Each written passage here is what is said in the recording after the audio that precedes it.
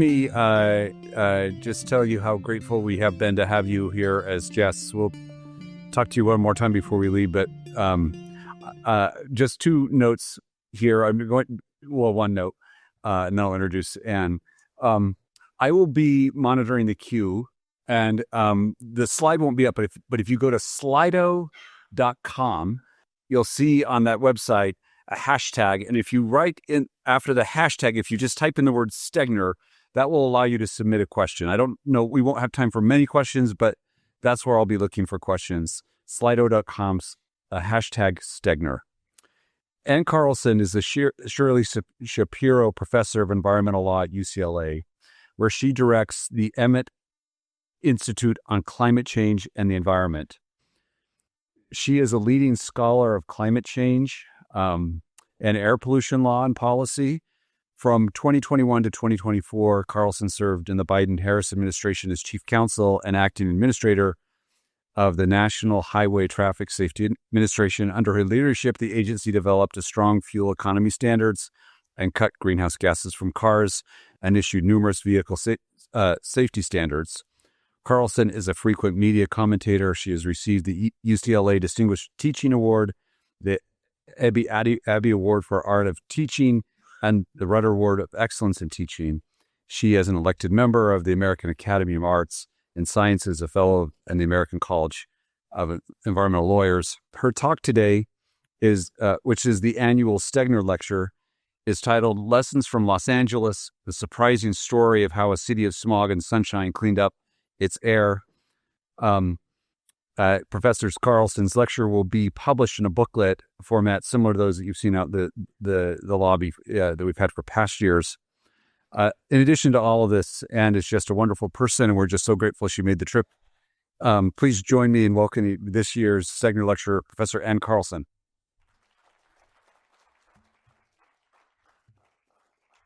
Thank you so much, Brig, and thank you, Lincoln, and thank you to the Stegner Center for inviting me to give this lecture, which is just an incredible honor.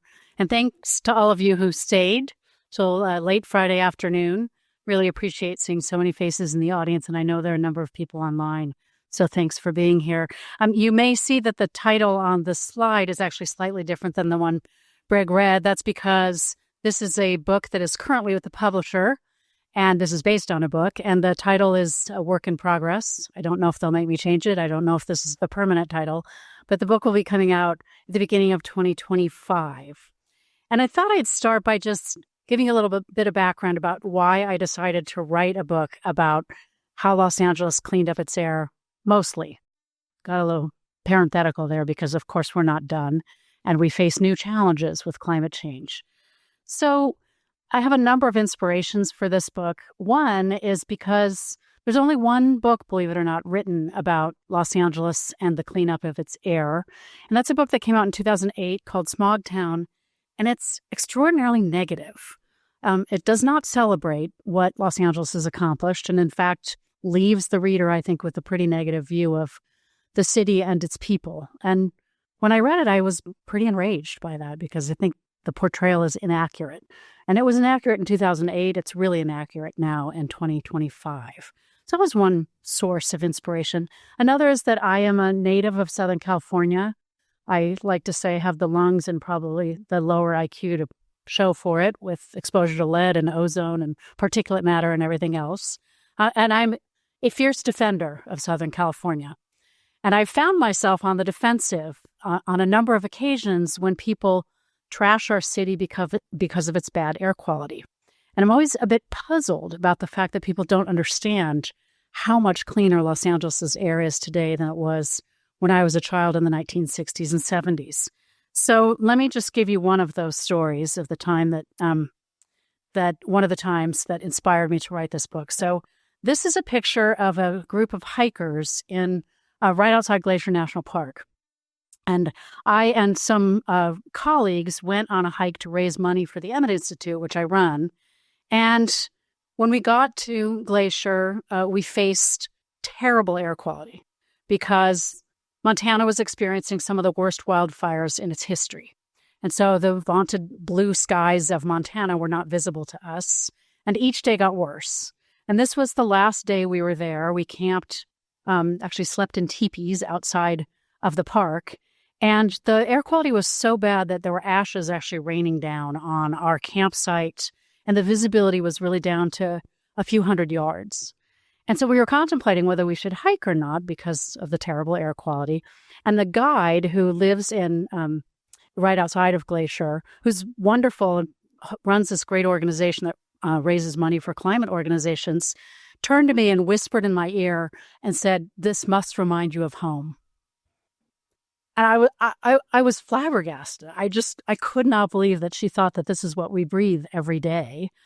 And so I took a deep breath, probably hurt my lungs in the process, and said to her, actually, the air is a lot cleaner today, but kind of held my fire, decided I really need to write this book. And I have many other stories like that, but this one to me illustrates sort of my passion for that topic and my frustration that people don't understand exactly what we've accomplished over the course of the last 60 years or so.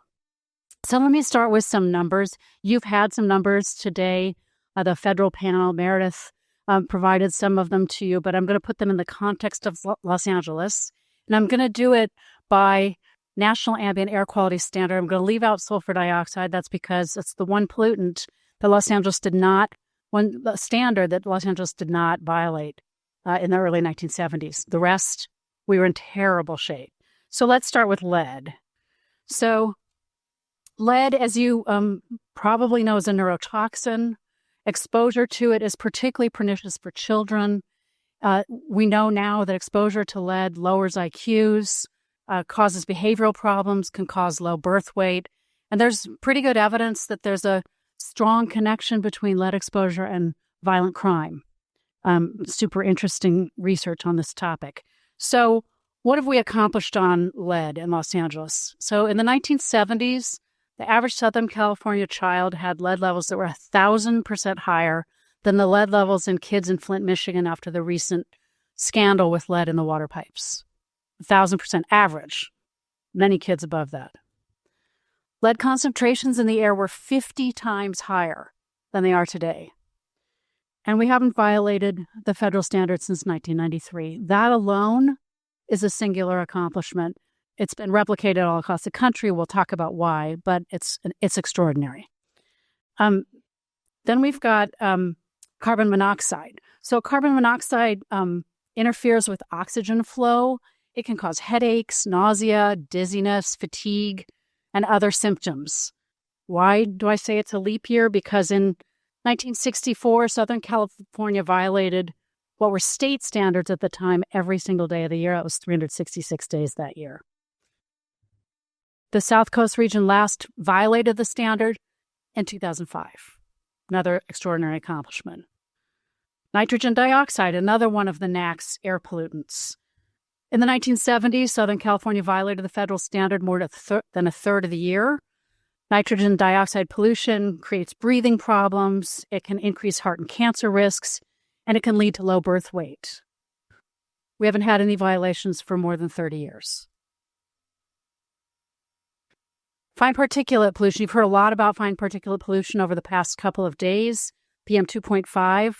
This picture shows what it looked like in Los Angeles routinely when fine particulate pollution was ubiquitous and was much more intense than it is today.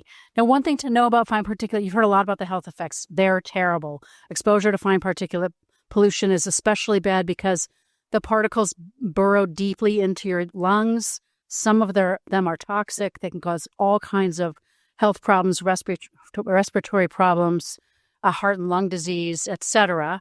And they cause people to die prematurely. This is probably the most pernicious of the remaining pollutants. We didn't start monitoring fine particulate pollution until 1997. That's because we didn't really know how dangerous it was.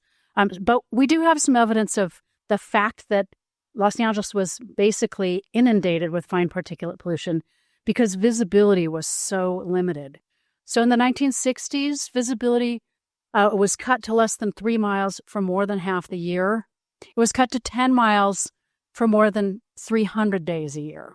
So virtually every single day of the year, you could not see more than a few miles Today, it's routine to see 50 miles. It's really not unusual to see the mountains that ring the city and the basin of Los Angeles. In 1999, when the standard was set, the first measurement, 88 days in Los Angeles violated the standard. When I say Los Angeles, I should be clear. It's the entire South Coast Basin. So that extends all the way out, if you know Los Angeles, to Riverside and San Bernardino counties. It includes Orange County. In 2001, the number of violations had gone up to 120 days. In 2023, we had 4 days of violations. The worst day was the 4th of July, not shockingly. Okay, so let's turn to ozone. And ozone is the problem pollutant that just continues to plague Southern California. And I think it's fair to say that the fact that we remain out of attainment for ozone pollution is what causes this lingering belief that we are living in a cesspool in Southern California. It's not to say that things are all great. We do violate the ozone standard. We violate it on many days, 115 days in 2023. And we are ominously known as an extreme non-attainment zone with the worst air quality in the country. So you routinely see headlines that say, Southern California, most polluted basin in the country, all the time, every year. That message gets pounded into people. And yet it's worth talking about how much we've accomplished even on ozone, even as these problems remain. So let's first just talk about what ozone in high levels can do. It's terrible, like these other pollutants, for health. It can cause asthma. It can affect the central nervous system. It can increase cardiovascular disease. It can cause lung inflammation. During really high ozone days, people are hospitalized more frequently, and people can die prematurely from it. And as I said, the statistics about how often we violate it are jarring. However, the standard for ozone has been ratcheted more and more tightly, appropriately, as we've learned about more effects on health. So if we had the same standard in place that we had in 1971 that we do today, the city of Los Angeles would violate it on 4 days, and the whole basin would violate it on 14 days. Instead, we're at 115. Again, it's appropriate to tighten the standards, but it's also important to recognize that the goalpost has changed and the margins by which we violate the standard have really lowered dramatically. And I just want to give you a little bit of background about it. So is anybody in the audience from Southern California? And anybody there in the you look like you might be too young to be there. Anybody there? So you were there probably in the 60s and 70s when it was routine to have smog alerts. And everybody who grew up in Southern California knew about smog alerts. And you knew if there was a smog alert, you were supposed to stay inside and reduce physical activity. But because we had so many of them, we largely just ignored them. So I want to tell you a little bit about the stages of smog alerts. So the worst kind of smog alert is a stage 3 smog alert. It's more than 500% higher than today's ozone standard. A stage 2 smog alert is about 400% higher, and a stage 1 was about 300%. So in 1967, and this is just kind of just grabbing some years, but they all look like this in the 60s and early 70s. We had 86 stage 2 smog alerts. Those are really, really bad. We had 9 stage 3 alerts in 1970. That's when all industrial activity and all recreational driving was supposed to stop entirely. That's how bad it was. In the 1960s and 70s, we had stage 1 smog alerts more than half of the year. We have not had even a stage 1 smog alert since 1997. Again, extraordinary accomplishment. We're not done. But my thesis is that we need to recognize what we've accomplished because it is, in fact, extraordinary. So now I want to take you back in history and talk a little bit about when the really horrible air quality began and why it began, and tell you some stories about exactly how long it took us to do anything about it, some nefarious stories and some heroic stories about people who played important roles. So this is a picture of downtown Los Angeles in the 1940s. There was a day in 1943 where the smog was so bad that people thought that the Japanese had invaded Southern California. This was World War II time. Smog became a political issue. It was terrible. And people were crying for help. What do we do about this? And to Los Angeles' credit, to Southern California's credit, The local governments became some of the strongest air quality monitors and regulators in the country early on. We had the first extensive monitoring system that was focused on ozone, and began to take action against kind of predictable sources, stationary sources, those that don't move, big industrial facilities, oil refineries, etc. And we also had some unique Southern California problems. We were one of the last jurisdictions in the country to have public garbage collection. And instead, everybody burned their garbage in the backyard, caused enormous smog problems. Our citrus farmers, I grew up in Orange County, of course, when it used to be full of orange trees. Citrus farmers used to light pots when it was cold to try to prevent the crops from being ruined by frost. Those pots created just walls of smoke and smog. And so those sources started to be examined to try to do something about what looked like you could see coming out of smokestacks, etc. We were not unique at this time in having smog problems. The Midwestern cities like Pittsburgh and Chicago and St. Louis, of course, had their own smog problems. But it turns out that our story was much different. It took us a while to figure out why, but it should be obvious that the big reason Los Angeles had such a smog problem is because of cars. And that was not true in the Midwestern cities, and I'll come back to that in a moment. But this chart shows you that we had two things going on simultaneously: extraordinary population growth and a parallel growth in the number of automobiles. And this really begins in 1920. The population in 1920 is a little under 1 million. There are about 160,000 cars at the time. By 1940, the population is about 3 million, and there are 1.2 million cars. And it just keeps going up from there. Between 1920 and 1940, our population increases by 400%. So this is just massive growth and a lot of land. And there's a whole public transit story that I'm not going to tell you about, but you can read the book and find out about it, that eventually falls apart. And it becomes virtually impossible to live in Southern California without a car. And one thing to note is that today our car ownership looks a lot like the rest of the country. That wasn't true in the 1940s. So just to give you a sense, by 1940, 1 in 5 Americans had cars. In Los Angeles, that figure was 1 in 1.5. So we just had huge numbers of cars relative to our population, and we were growing constantly. And as our car population grew, so did our pollution. And that went on for decades. So I stop about 1990 with this chart. I could go on, but by that time, we're starting to control vehicle emissions, and we're starting to see reductions in smog.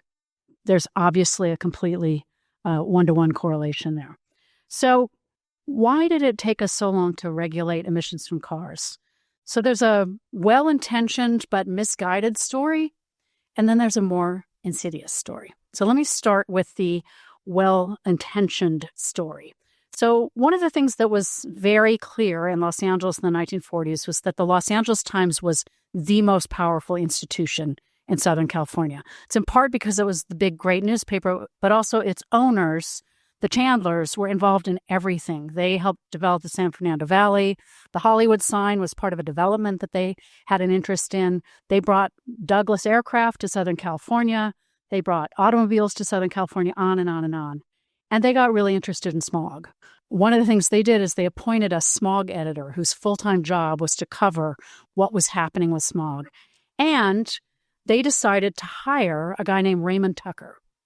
Raymond Tucker was an engineering professor at Wash U in St. Louis, and he was beloved in St. Louis. In fact, he ultimately became mayor of the city. And Los Angeles hired him because he had gotten the city of St. Louis to switch from high sulfur coal to low sulfur coal and had dramatically cleaned up St. Louis's air. And the LA Times thought, well, we'll bring him out to Los Angeles and he'll tell us what we should do. And that's exactly what happened. So this is what he looks like.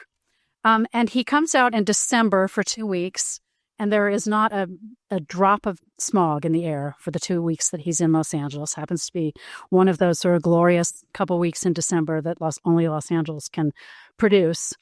And he takes 2 weeks and he studies and he goes to all these pollution sources and he comes back with his report. And it's a really big deal. This is how big a deal it is. It is the front page story in the New York Times when he offers his plan. This runs on January 19th, 1947.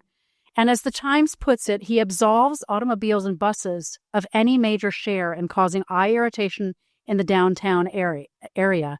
And he essentially says, yeah, cars and trucks might cause a little bit of a problem, but they're not the problem you think they are. Instead, the problem is just what it is in St. Louis. It's big stationary sources. It's also backyard incinerators, which haven't fully been phased out yet. So you see the headline that says, ban on private rubbish burning and analysis of factory fumes proposed. It's probably too small to see, but down here there's recommendations about automobiles and buses that are really quite tepid. Basically, this isn't the big problem. Yeah, sometimes they might cause a little problem, but that is not the problem. And that stalls us for probably 5 years or more. Because we go after all the sources he tells us to. And one of the reasons we didn't have a sulfur dioxide problem by 1970 is the stationary sources were well controlled. But cars continued to be ignored. Until, and this is where, so all these heroes, this is a science and academic hero at Caltech in Pasadena. So a guy named Ari Haagen-Smit comes along, and here he is. And his specialty is studying the pineapple. He actually has funding from Dole. And it turns out that when you study pineapples, you look at very tiny atoms and so forth to try to figure out their composition. So it turns out his scientific skills are actually well suited to study air pollution. So how does he come to study air pollution? Well, the Chamber of Commerce has a scientific advisory committee, and he's on that committee. And a bunch of agricultural interests keep writing to this committee saying, our crops are dying. We are losing hundreds of thousands, even millions of dollars because our crops are withered and brown and dead, and we don't know why.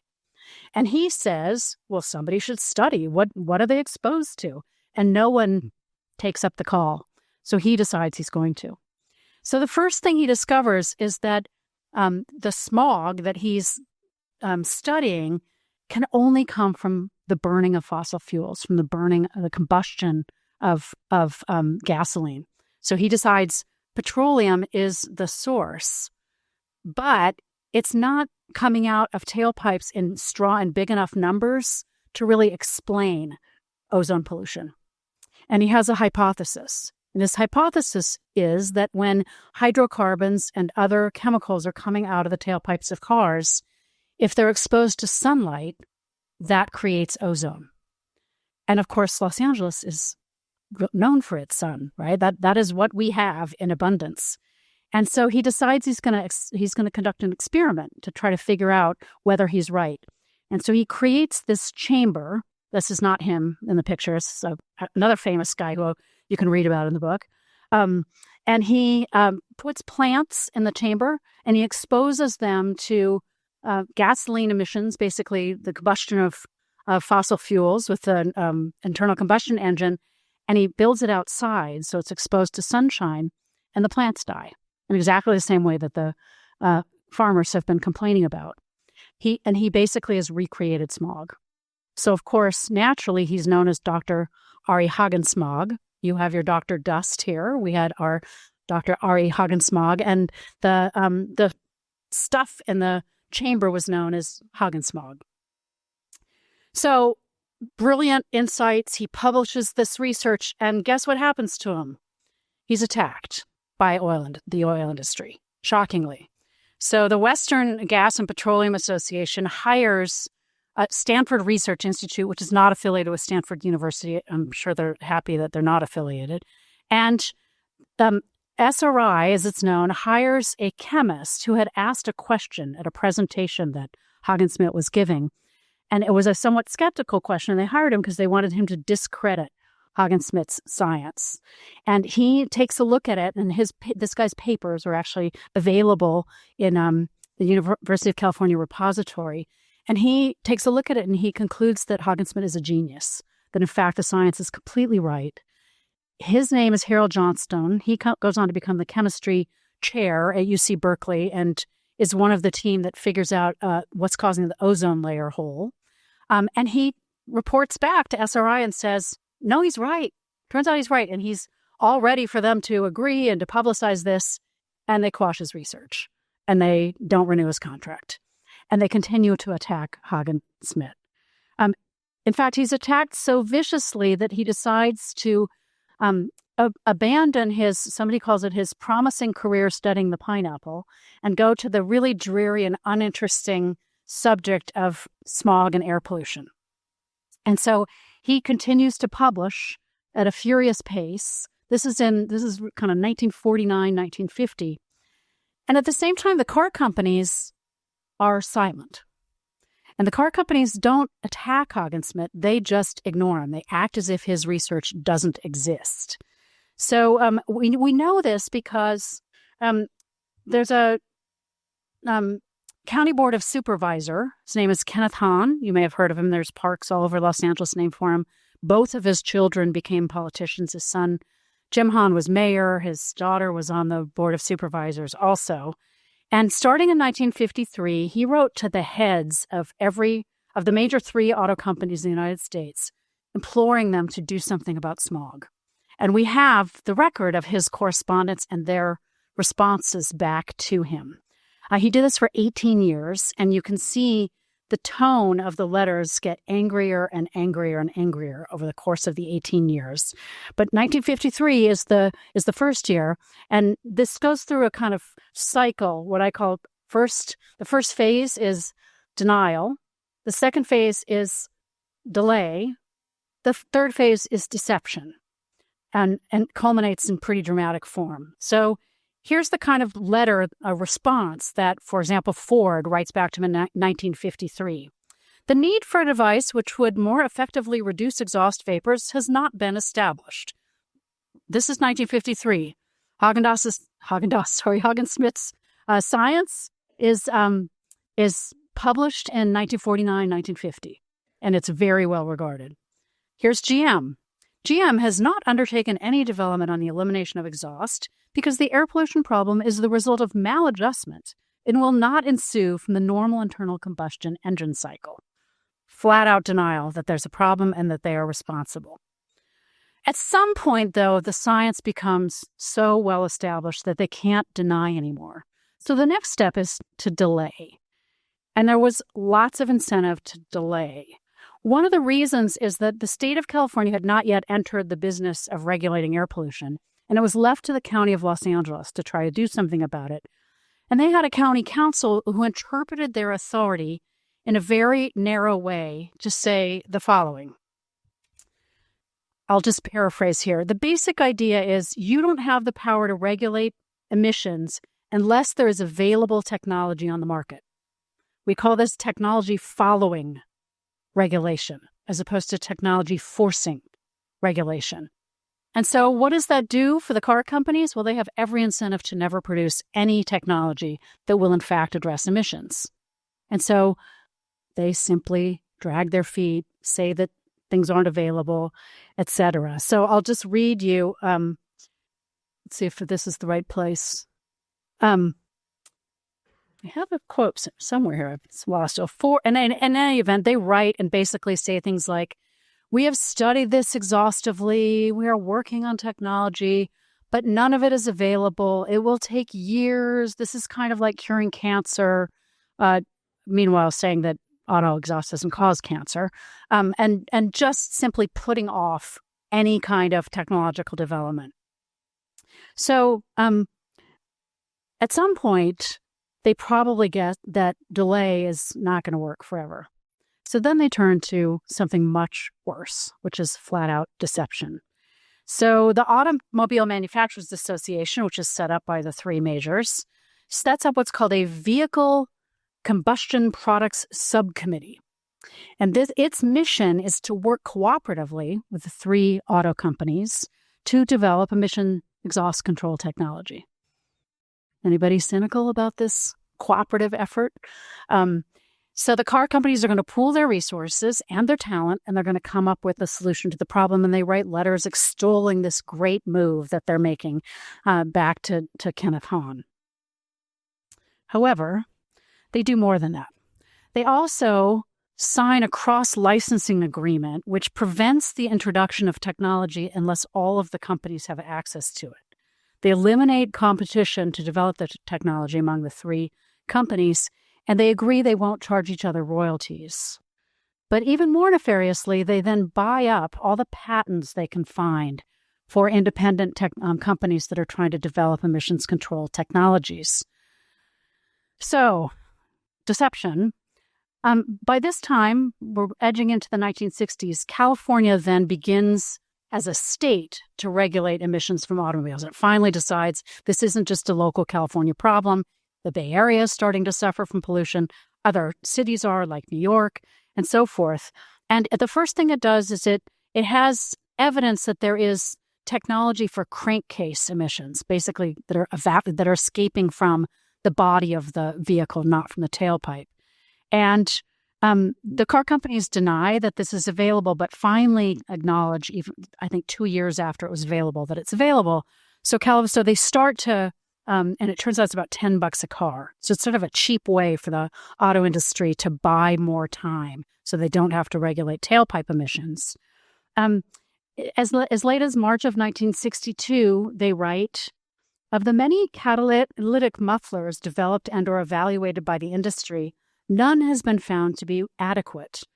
While a different concept continues to show good results on some engines, the engineering and materials development program lies ahead before production feasibility can be determined.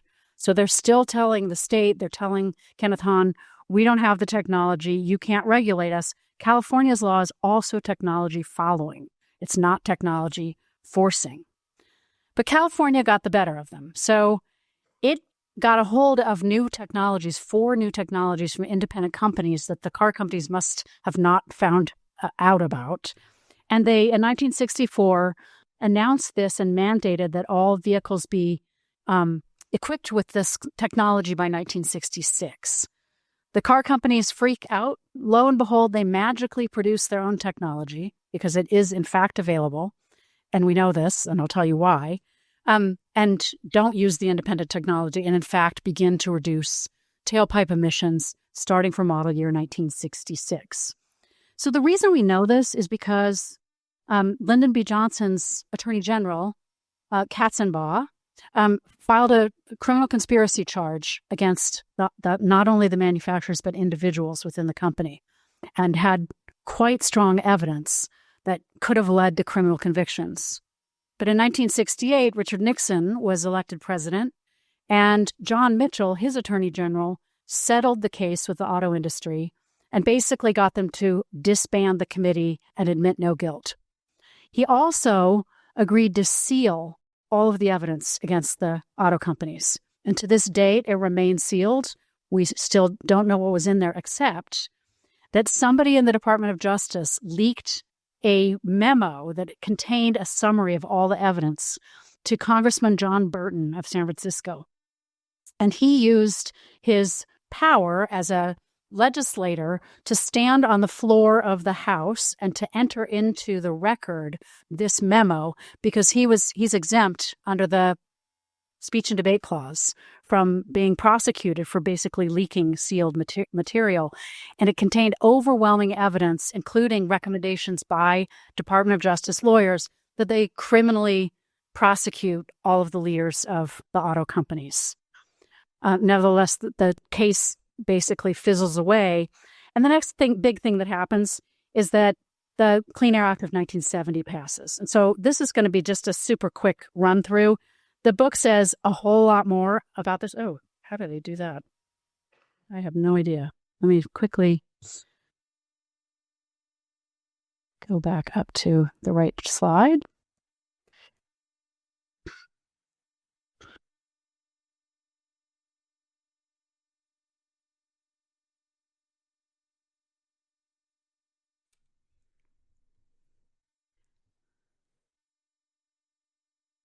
Sorry about this.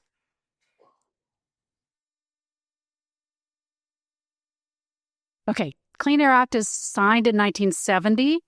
And you've heard a lot about the requirements of the Clean Air Act, but probably the most important one for our purposes for vehicles is that it requires 90% reduction in all of the pollutants that come out of the tailpipe of cars by 1975, except for NOx emissions, which are given an extra year. This is 90% from 1970 levels, and they've already begun to be controlled by this time. Just to give you a sense, if California were to come into compliance, or Los Angeles were to come into compliance with the Clean Air Act at that time, the EPA recommended that they would have to ban summer driving. The vehicles were so dirty and the pollution was so problematic that there was basically no way for Southern California to comply. The big thing that 90% reduction did is it led to the creation of the catalytic converter. I have pages and pages and pages in the book about the catalytic converter. I'm going to keep it super short. But a couple of important things to know is that there was catalytic technology available in the 1950s, but it wasn't until the Clean Air Act was passed that car manufacturers got serious about trying to figure out how to make it available on every single vehicle, how to make it last for 50,000 or 100,000 miles, how to make it work in Alaska and in the summer in Texas. The Clean Air Act pushed them to do that.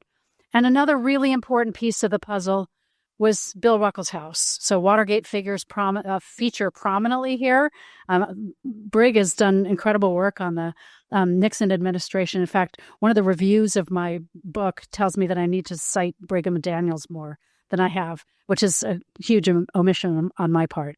But the car companies at the time are claiming that the Clean Air Act is going to lead them to stop making vehicles altogether.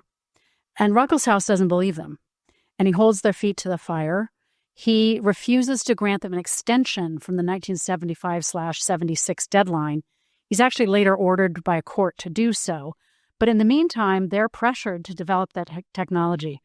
The deadlines actually ultimately get extended to the 1980s, but he does another really important thing, and it's really important because of the role that California plays. So California has special authority. It's the only state in the country that can issue its own vehicle standards.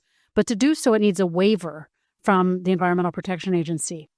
Ruckelshaus is under enormous pressure to deny a waiver to California to essentially impose an equivalent level of cuts for California vehicles.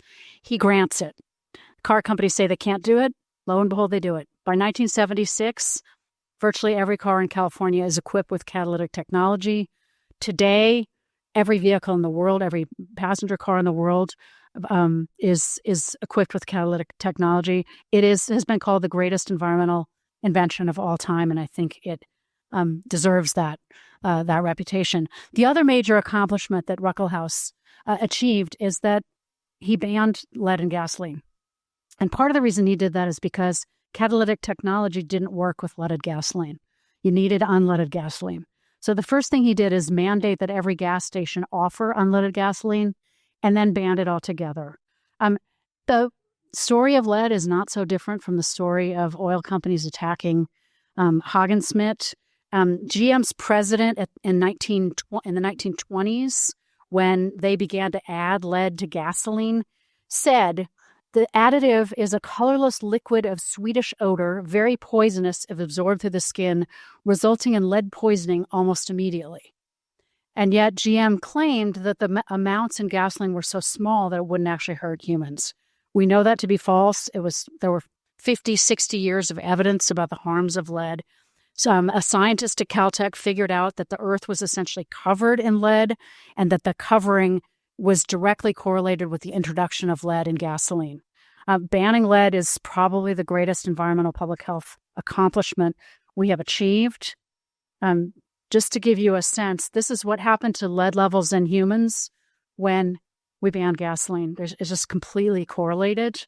There's a study that shows that 170 million adults collectively lost 824 million IQ points from lead exposure. The average of every one of those people was losing 2.6 IQ points. But if you were born between 1966 and 1970, you lost 5.1 IQ points on average. And those numbers are worse for African American and Latino communities that often lived near sources of lead like highways, et cetera, that made it even worse. One of the researchers for that study said, had we not had lead in gasoline, we'd be healthier, wealthier, and smarter. There's a ton more I could say, but I'm running out of time. I do want to say that we have continued to regulate. You heard a lot about the kind of regulation that's going on right now locally in Utah. That's been happening for years in California. Southern California and California together regulate more than 300 sources. We regulate everything from barbecues to lawn equipment, which now surpasses passenger vehicles in its emissions, to jet skis, to boats, and of course, to heavy-duty trucks, which now are the biggest source of pollution remaining in California and in Southern California. As I said, there's a lot to do still. We are not in compliance with the ozone standard. We are not in compliance with the 2.5 standard. Climate change is making things worse. And wildfires, of course, as we've heard a lot about, are increasing the numbers of days of exposure to PM 2.5. So we've got a lot of work to do. But what I really want to stress is we shouldn't lose sight of the accomplishments. And we should reflect on why and how we got there. So here are my quick lessons learned, and then I'll wrap up. So first lesson, pollution reduction is not a one-shot deal. It requires persistence over decades. You can backslide. You can have eras when we don't regulate as strongly, but you got to keep at it. That's lesson number one. Ambitious policy drives innovation. That is the lesson of the 1970 Clean Air Act. Catalytic technology and the banning of lead in gasoline would not have occurred without these extraordinarily ambitious targets. Multiple levels of government have solved the problem. This is a corollary to the pollution reduction is not a one-shot deal. It's also not a one level of government problem. It's every level, sometimes including globally, because pollution knows no borders. Technical innovation saves lives, but as we know from the catalytic converter story, it doesn't happen without the government requiring reductions in exposure to pollutants. The public matters a lot. And when I say public, I mean NGOs that file citizen suits, super important. I haven't talked much about it, but super important. But also community groups. This is a group called Stamp Out Smog that was extremely active in the 40s and 50s. It was a group of women who kind of fooled policymakers into thinking that they were not very bright housewives and got unbelievably intensely involved in the technicalities of air pollution and testified routinely and were really at the forefront of getting policymakers to do something. We had a parallel group in the 1990s arise called the Mothers of East Los Angeles, which Californians really consider to be the beginning of a strong environmental justice movement. I talk a lot about the mothers in the group. They were remarkable women who really shifted policymakers' attention away from background air pollution to near source pollution, to local pollution that was causing health problems to communities that live near it. That focus continues today. Maybe this is a big duh, but powerful opposition exists to curbing pollution. We saw that with Haagen-Smit. We saw it with the guy who discovered that lead was ubiquitous on the planet. And I have to say, I've had my own exposure to this reality. I was nominated to head NHTSA, and immediately a Dark Money Foundation came after me because I was viewed as a radical environmentalist. I ultimately ended up having, there's a lot more I could say about it. I ultimately ended up withdrawing my nomination. President Biden then reappointed me as the acting administrator.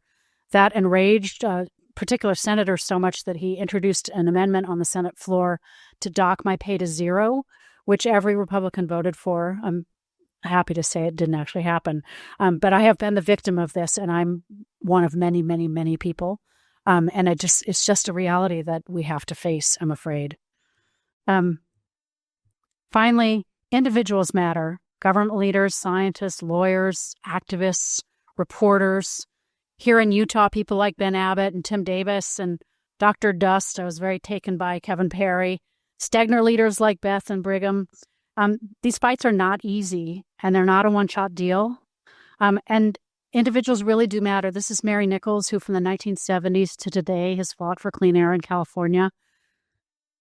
This is Juana Gutierrez, who started Mothers of East LA.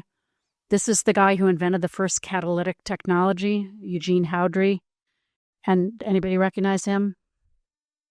This is Congressman Henry Waxman, who pretty single-handedly defeated horrible amendments to the Clean Air Act in the 1980s and then pretty single-handedly strengthened the Clean Air Act with the 1990 amendments.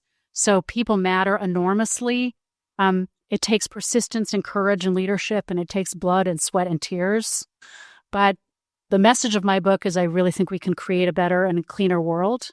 And it's not just for ourselves, it's for the fourth graders that yesterday's panel spoke about. So thank you so much. Really appreciate your time and attention.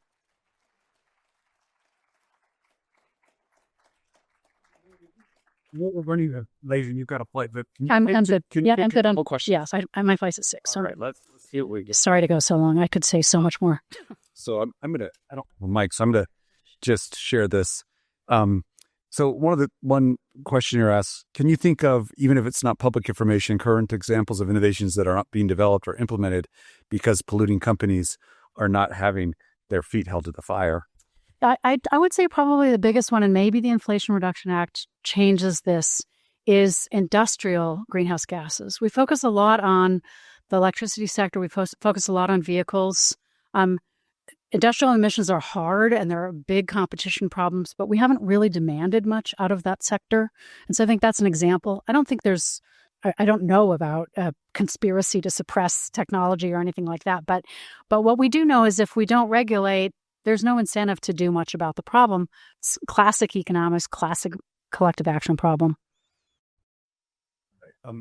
One other, you did kind of, you did mention this indirectly, but directly, what should we take from your lessons as we start thinking about the challenges of climate change and scaling up from Los Angeles to the planet? Yeah, it's a super good question. I do have an entire chapter devoted to this topic, but I stuck to air pollution for today.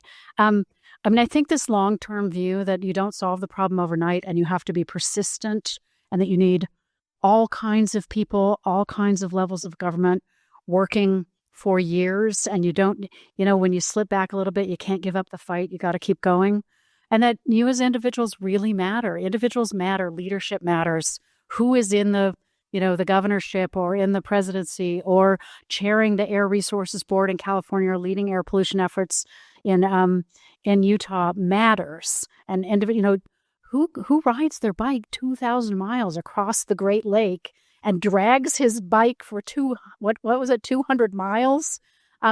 That's extraordinary. And it's people like that who make a difference. And we need to celebrate them, and we need to help them, and we need to fund them, and we need to regulate the pollutants that cause the problems. Thank you, Ann. Let's give her one more. Oh, I really am.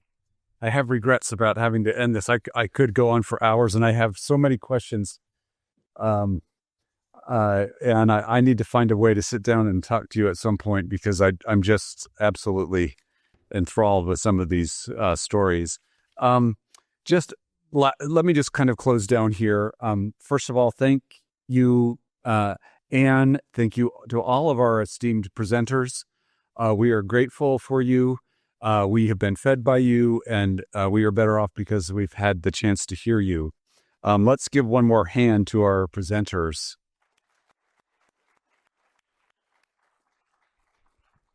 I'd like to thank each of you who attended here in person or online for joining us for our 30th annual symposium. We'd also like to thank our donors who've made this possible. The R. Harold Burton Foundation, the founding and principal donor, and they've been with us for 30 years. We really appreciate the partnership. Thank you. The Cultural Vision Fund that provides funding for this symposium and other programs here at the College of Law, and the Nature Conservancy in Utah, which has been a friend and supporter to the Stegner Center from the beginning. I'll also thank you to the Stegner family again for letting us carry on this legacy. This legacy we often try to memorialize at the end of this with a quote from Wallace Stegner. We'll leave out with this one on the outro. One cannot be pessimistic about the West. This is the native home of hope. When it fully learns that cooperation, not rugged individualism, is a quality that most characterizes and preserves it, then it will have achieved itself and outlived its origins. Then it has a chance to create the society to match its scenery. That's from The Sound of Mountain Water.